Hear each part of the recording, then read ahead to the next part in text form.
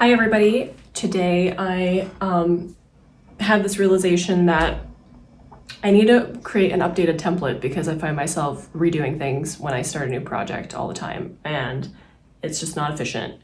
Or like looking for an old project and dragging things in from there, and that's a bit more efficient, but why not just create the perfect template for me to help me with consistency, for my sound to be more cohesive, and to just save me time. So, all right, let's get to it. All right, so I just opened a new fresh project. Let me just save this because I did a little bit of work here.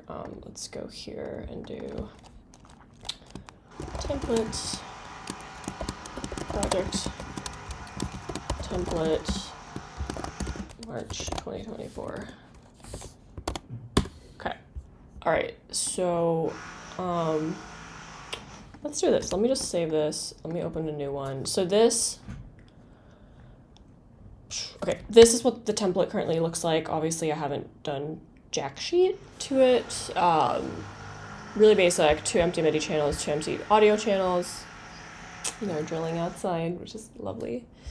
And reverb and delay, send, and master with nothing on it. So obviously this is just not at all what I'm looking for. So let's go ahead and open up that project that I just had open where I'm creating my new template. So when I make music, I often find myself working with similar elements that I have found that I like. And so why not make my life easier and create a new project template that is structured in the same way? So I started kind of using some old elements from previous songs here, dragged in the setup that I typically like. So I have a kick channel. You can see some samples are preloaded. I think I'm going to keep preloading some kick samples here that I like, a variety, thinking about kicks that sound good in different keys and stuff like that. Put the spectrum on here because I often find myself making sure, is the kick hitting that note that I think it is, and is it in the key? So having that as a reference point. And an EQ8, just, basics. I also have a drum kit MIDI channel already locked and loaded here that is with a contact plugin on it, which looks like this. So I have a studio drummer, typically, that I'll use for some beats, for some drum kit beats that are, already created, which is amazing. I usually use the session kit full. Have that here and then play around with that. So that's, drum kit. In theory, I want to start working with a live drummer because I think that would be awesome, but that's like my placeholder for now. I have a channel for a bass synth sound that I have used in previous tracks that I have shaped and that I really like, with basic utility on bass mono and compressor that's sidechained to the kick already here, and of course I'll need to adjust that based on what I end up doing, but good to have that there. This is Diva that I'm using for this bass that I like. I'll talk more about that later in another video. I have a channel for my bass guitar if I decide to use that instead and or in addition to the bass synth for different sections of the song. I have a tuner locked and loaded already because make sure the bass is tuned. And then I also have a channel for this sort of bass mid, which cuts off the lows, and sometimes I add a bass that's just more emphasized in the midsection.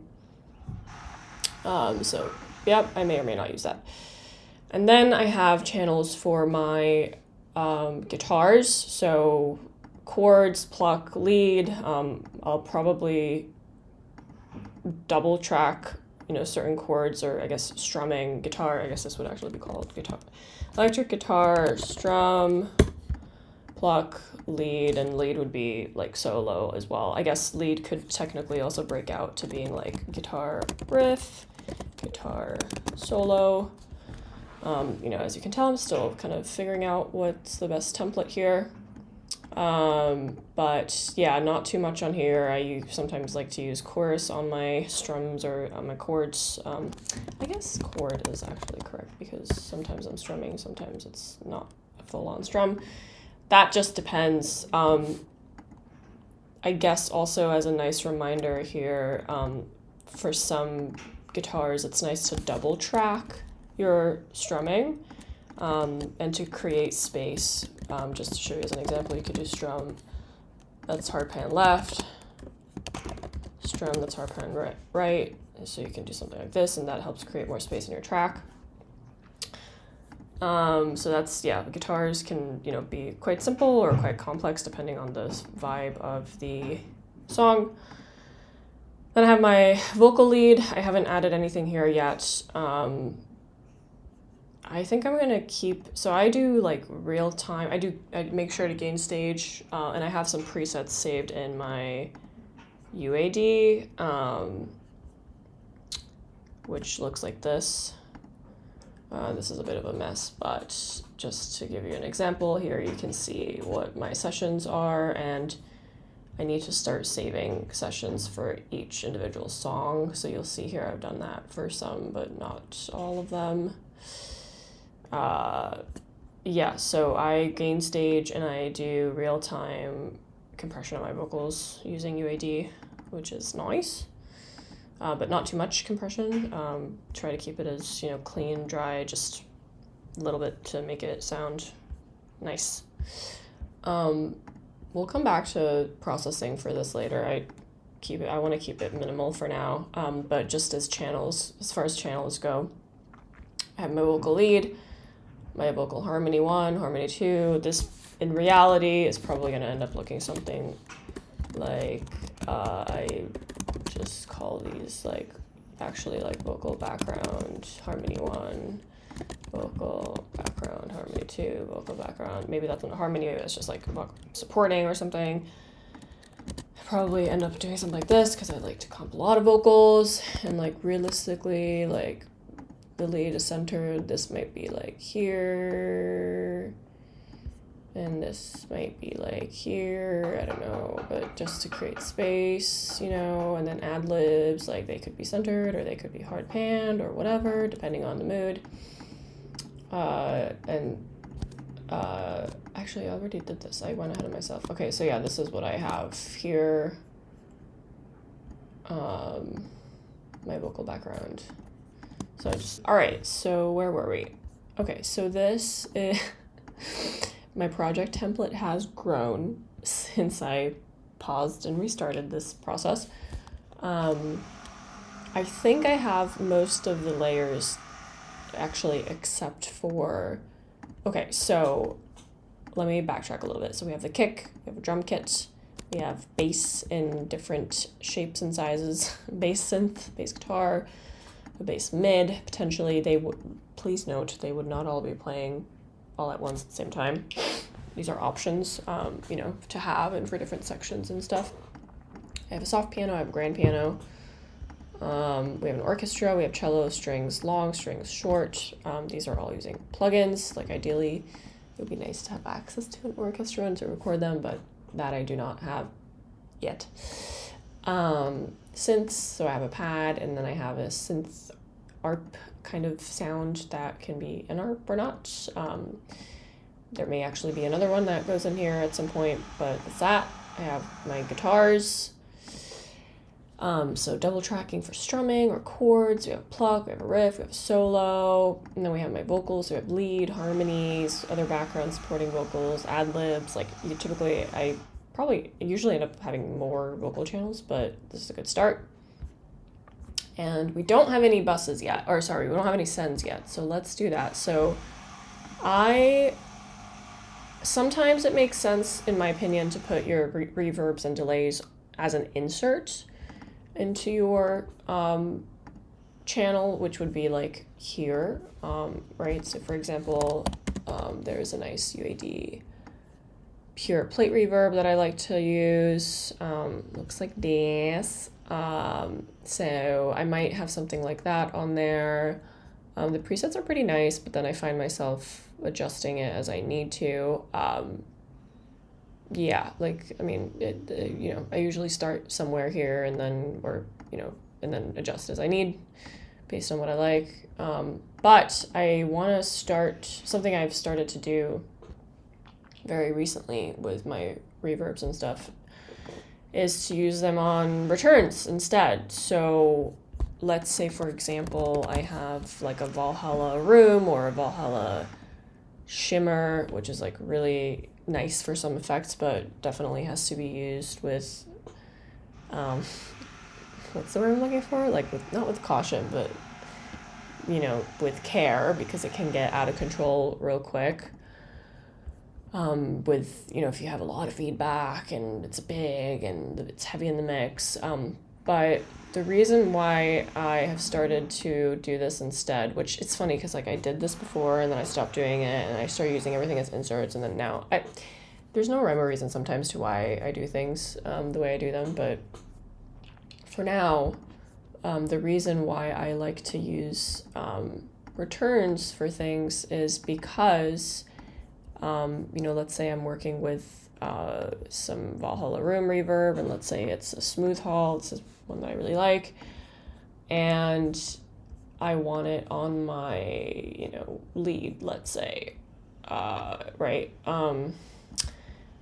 What's nice about having the reverb separate, right, is that you can adjust the space of the reverb without adjusting the space of the input. And you can do things like this separately, EQ your reverb, which you can do with other plugins as inserts as well. But, it's nice to have this layer of control of it. If you'd like, you can saturate your reverb without oversaturating your lead, your input, so that's nice. Maybe you want to be really bright or really dark, like I don't know. You can go kind of crazy here, which I think is pretty cool. And I just didn't pay attention to this before, but why not? And then I started to do things as well, like just saving effects or groupings of effects as sends and applying them consistently. So like, let's say, because when you think about what you're doing is like you're creating a space, and if you're creating a space that doesn't make sense or too many different spaces within your track, like those are things that can make it sound muddy or just like not good. And I don't know, ever since I had that like realization, I feel like things are just crystallizing for me or becoming more clear in terms of how I want to approach my production and mixing. So I'll talk more about that, I think, in a different video, but because this is still about my project template, which is now becoming quite extensive, which I like. I'm going to do a bit more of thinking about how I want to templatize my sends and then come back to that, because I still need to do a bit more thinking on it. So yeah, I think this is looking pretty good. I have my vocals, my guitars, my synths, my orchestra, the pianos, the bass, the drum kit, and the kick, and then sometimes, I may have like a sub or toms that are separate from the drum kit and stuff like that, but this is looking pretty good, I would say.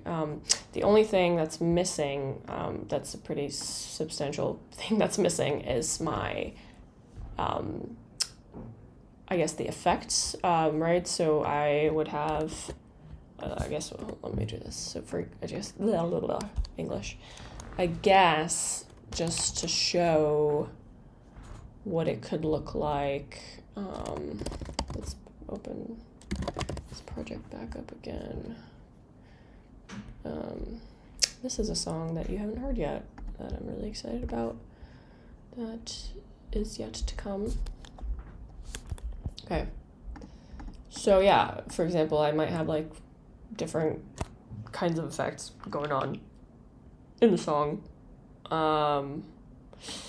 and see, like, yeah, that delay was as an insert here, which now I'm realizing like, oh, I probably should, well, to be fair, there's cases for having your effect as an insert versus as a send. That's a whole nother video. Anyways, just to come back to this again. I keep getting a bit distracted. What's new? So yeah, like different effect layers that I usually have going into an effects bus. So yeah, yeah, see, this is what it could look like. And I actually think like this should, I mean, now you can see it's audio, but I feel like in terms of templatizing this, like it would actually be better for me to do a drum rack, is what it's called. And do this, and, you know, oopsie, do this, and then just have a bunch of one-shots and effects that I like here. I will say sometimes you're gonna want to separate them out into different channels from a processing perspective, but these are browsers. Let's see. Okay, this MIDI. Okay, yeah, this is Diva. Nice. All right. I'll just delete that. Delete. And risers. I mean, I just have like some risers I usually use, but let's just mute that for now because they're not going to be in place. I guess what we can do is do this so that they're not just like playing at random. Keep the clips here if I want to reference them later, right? So a way for me to store information without having them play in the arrangement. Okay. All right, I think this is looking pretty good now. Put this here. Why not?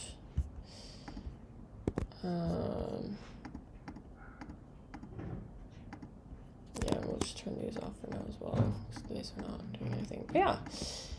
So I think this is looking pretty good. So 30 something channels, and that's it. So okay, let's save it as a template. Oh, look, I have a template already. That must be really old, because I don't even remember creating it. So let's just say project template March 2024. Oops. And I guess as things update, I will update it and create new templates. I guess like one thing I could do, you know, as I iterate and learn, is create more specific templates for different sounds. So like template for, you know, more of my kind of like electronic dance style tracks, and then a separate template for ballads and, you know, whatever. You know, template for me as the artist, a template for me as a composer. Like they might be, I don't know, different. I mean, they were kind of similar. They were kind of pretty much the same. Like, I think, I don't know. This is just a random thought. And then I guess, like, oh, yeah, I guess, like, tempo is 120. I mean, that's just always, like, going to change. Like, I work in so many different tempos, like, everything from, like, 72 to 84 to 90 something, 100, 110, 120, 130, 100. Like, I'm all over the place. So, like, I don't think there's a reason to do anything here, because that's just going to change. And I guess we can just also just like save life says as default.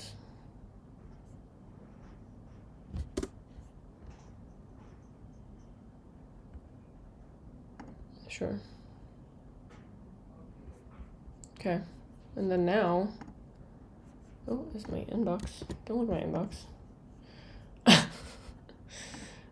Now if I reopen live, we have my beautiful new template that automatically opens. That's so exciting. I don't know why I didn't do this earlier.